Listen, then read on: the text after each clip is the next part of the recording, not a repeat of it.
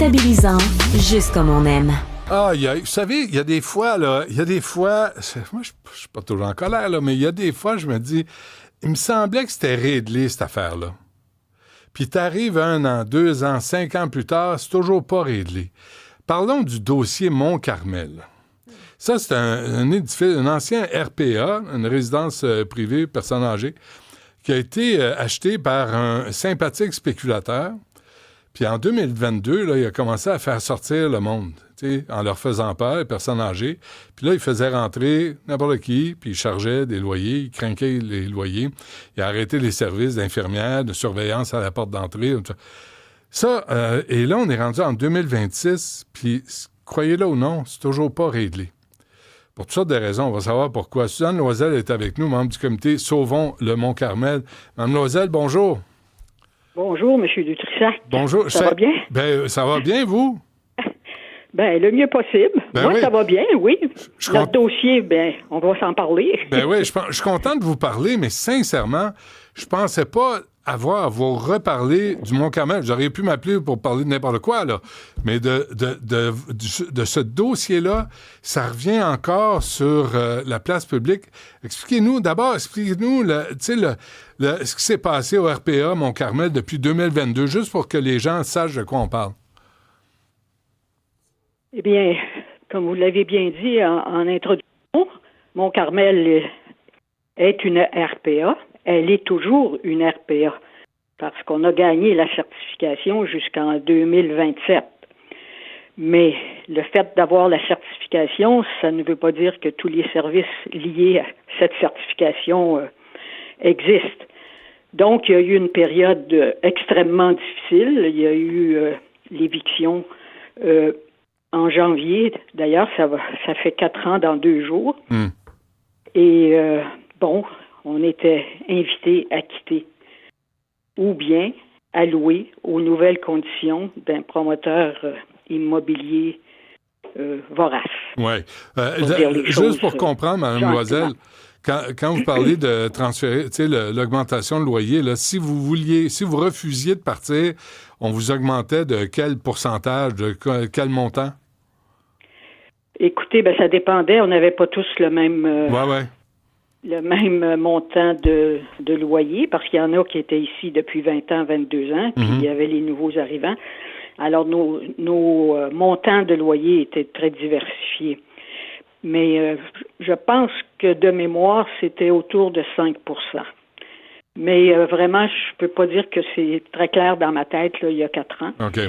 Mais ce qui est clair dans ma tête, c'est que rapidement, comme résident, on a contesté les évictions. Oui. Puis, vous m'aviez dit aussi, Mme Loisel, la qualité de vie avait complètement basculé. Il n'y avait plus d'infirmières, il n'y avait plus de personnes qui surveillaient qui entrait, qui sortait de l'immeuble. C'est quand même une RPA, personnes âgées. Puis, il y avait des parties, puis il y avait du bruit. Oui. Écoutez, il y a eu une période, comme je disais, d'entrée de jeu extrêmement difficile. Après août 2022, là, effectivement, la vie a complètement basculé. Mais c'était d'abord la destruction de nos espaces communs. Ça a été de raser le salon de l'amitié, ça a été la bibliothèque, le salon Scrabble, etc., etc. Alors là, mais il a été obligé de garder, il y a quand même encore une infirmière sur place. Ah oui. Là, on parle d'Henri Zavriev qui a pris possession, puis votre vie a changé et un comité de résistance a été créé. Rapidement, le lendemain. On s'est dit rapidement, 7 personnes, on s'est regroupés, puis on a dit, ça ne passe pas. C'est une attaque aux droits des aînés à un logement décent, abordable, et on a mis en branle un processus de mobilisation avec les résidents, et rapidement, on a eu un appui extraordinaire de la société civile, que ce soit les organisations syndicales, les comités de logement, les groupes de femmes, etc., les centrales syndicales. Ouais. C'est pour ça qu'on tient le coup 4 ans plus tard. Ouais. Parce que et on a eu une visibilité, oui, sûrement grâce aux médias, je dirais aussi grâce à la détermination des personnes âgées. Il faut dire que depuis 4 ans, toutes les semaines, sur une base régulière, on se réunit pour faire la mise à jour du dossier. Et ça, c'est extrêmement stimulant pour les gens de sentir qu'on n'est pas seul, etc. Oui, mais ça ne se règle pas pendant ce temps-là, Mme Loisel. Monsieur, je suis bien placé pour vous dire que ça fait 4 ans qu'on est là-dedans. Ouais. Et je dois vous dire qu'à chaque étape, on gagne. Ouais. La question, c'est que le propriétaire va en appel sur toutes les décisions. C'est ça, hein? Et là vous avez envoyé un communiqué de presse. L'audience vise à déterminer les sanctions qui seront imposées à l'entreprise dirigée par Henri Zavriev pour outrage au tribunal dans le dossier Mont-Carmel. C'est tenu comme prévu les 21-22 janvier. Puis là, on ne connaît pas la décision du juge. Non. L'audience a lieu jeudi qui vient, le 29. C'est le 29 janvier. Okay. Et là, c'est pas la question de l'outrage au tribunal. C'est notre dossier OTAL où on demande et exige des compensations monétaires pour les torts faits aux résidents. Je vous arrête, Mme Loisel, c'est mon erreur. Savez-vous pourquoi? Parce que je suis allé chercher le dossier du 22 janvier 2025. Fait que, c'est mon erreur, Mme Loisel. Parce que là, je lisais ça, puis ça c'est il y a 1 an. Puis il y avait outrage au tribunal il y a 1 an par Henri Zavriev. Ça, il y a 1 an, c'est-tu réglé? Bon, on va parler de 2 choses. Si vous voulez parler déjà de l'outrage au tribunal, je peux vous en parler tout de suite. Oui. L'outrage au tribunal, on a gagné. Zavriev a été condamné et mieux, il a été sanctionné. 216 000 $ qui ne va pas dans les poches des locataires, mais qui va au fonds consolidé de la justice. Zavriev va en appel sur cette décision de sa condamnation et des sanctions. Et ça, on n'a pas de date d'audition de l'appel. OK, il fait traîner les affaires. En utilisant ses avocats, il fait traîner les décisions.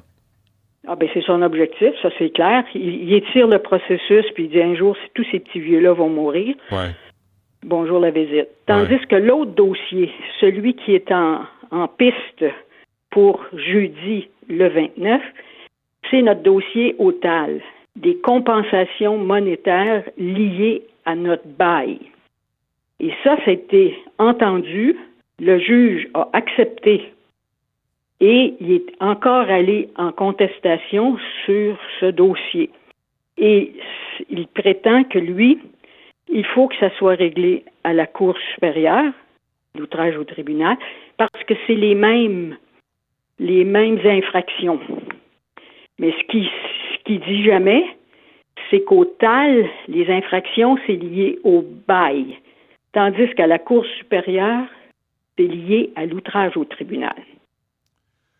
Donc, jeudi, c'est l'appel pour savoir si, à la Cour du Québec, la décision du juge du TAL d'entendre notre cause pour les compensations monétaires va être acceptée ou pas. Si ce n'est pas accepté, il faut attendre le dossier de la Cour supérieure pour l'outrage au tribunal. OK. Avez-vous l'impression, Mme Loisel, là, qu'il n'y a personne en position d'autorité pour dire à Zavriev, ça c'est là. Là, ça suffit, c'est pas de même que ça marche au Québec. Puis les locataires, les RPA, il y a des règles, puis tu vas les suivre. Avez-vous l'impression qu'il est laissé, il fait ce qu'il veut, là? Ben, ce qui est grave, en tout cas, ce qui est inquiétant, effectivement, c'est qu'il n'y a aucune balise pour contrôler ces promoteurs-là. Il n'y a aucune législation, et entre autres, ça fait partie de notre bataille. Et d'ailleurs, on avait fait une pétition à l'Assemblée nationale il y a X années, dans les premières années, je pense que ça fait 3 ans, pour dire il faut une législation pour protéger les RPA et protéger les RPA de ses propriétaires immobiliers. Tout ce qui compte, dans le fond, c'est l'argent. Il faut dire que notre législation est très faible. Et le gouvernement actuel, merci, il est en train d'achever, mais il n'a pas bougé d'un pouce, d'un iota. Oui, vous m'aviez dit que Mme Duranceau, vous avez visité, puis vous attendiez des nouvelles, puis vous en attendez encore aujourd'hui. Ah, mon cher monsieur, Madame Duranceau, ça a été une opération absolument, comment dire, un charme de Madame Duranceau, mais l'inefficacité totale. Et on n'a jamais eu de suite de cette rencontre. Puis là, elle est passée au Conseil du Trésor. Puis là, on voit ce qu'elle fait au Conseil du Trésor. Bon, alors, c'est quoi les... parce que là, Mme Loisel, là, puis c'est ça que j'allais vous demander. Avez-vous l'impression qu'il y a d'autres RPA qui vivent le même sort que vous au Québec? Oui, bien sûr. Ben oui, il y a eu des évictions, pas seulement ici à Mont-Carmel. Et puis, écoutez, le phénomène des évictions, là, ça touche pas juste les RPA, vous le savez très bien. Ben oui. C'est un phénomène de société. Ouais. Mais nous, en fait, on se bat aussi pour que la nôtre, puis on espère que les autres aussi, puis il y a déjà des exemples dans ce cas-là, mais que cette résidence sorte du marché privé, que ça devienne comme une OBNL, un organisme communautaire géré par un conseil de résidents, de gens de la société civile. Oui, mais l'immeuble appartient à Zavriev, là? Je le sais. Alors, il faut qu'un jour, ils se décident que si ça continue d'être une RPA, je ne suis pas sûr qu'il va vouloir continuer longtemps. Ouais. Parce que là, il est obligé de maintenir une infirmière, il est obligé de maintenir des services, il est sous le contrôle du CIE. OK, Mme Loisel, il faut qu'on se quitte, là, mais est-ce qu'il y a encore n'importe qui débarque à n'importe quelle heure à Mont-Carmel? Vous pouvez répéter 2 secondes, j'ai manqué le début. Est-ce que vous m'avez dit à l'époque, là, il y a 1 an ou 2, là, n'importe qui rentre à n'importe quelle heure, puis il y a des parties, puis il y a du bruit dans les couloirs, puis il y a personne qui surveille ce qui se passe. Est-ce que ça se passe encore à Mont-Carmel? Disons qu'il y a eu une certaine amélioration, soyons honnêtes, puis au niveau de l'entretien, une grosse amélioration, une bonne équipe, mais le contrôle sur les résidents, non, écoutez, c'est moins, je dirais, anarchique que c'était, mais il y a encore des cas problèmes. Et puis, vous pouvez rentrer ici sans contrôle. Ouais. Ça, c'est clair, parce qu'ils n'arrivent pas à savoir dans les appartements, il y en a combien, puis qui visite, qui reste là, etc. Okay. Puis là, c'est moins anarchique, disons. OK, bien tant mieux, mais là, c'est Caroline Proulx, la nouvelle ministre de l'Habitation. Allez-vous la contacter? Avez-vous espoir de la voir retentir à Mont-Carmel? Là, j'avoue que dans la tempête de la CAQ, avec tout ce qui se passe, je suis pas sûre qu'on est un dossier prioritaire. Non, je comprends ça. Bon, mais on va surveiller ça. Mais on lâche pas, et puis on veut aussi rencontrer le nouveau conseiller d'arrondissement de la Ville de Montréal pour c'est un nouveau conseiller, une nouvelle équipe ça promet, municipale. Mais il ne faut pas oublier qu'il y a quand même un droit de préemption gagné sur la résidence. Alors ça aide pour la suite aussi des démarches. OK. Écoutez, merci, monsieur, de vous intéresser à ce dossier, effectivement, qui peut risquer de passer à l'oubli après 4 ans, mais non. Ouais. Suzanne Loisel, membre du comité Sauvons le Mont-Carmel. On va suivre ça, Mme Loisel. Merci, bonne chance. Merci à vous. Au revoir.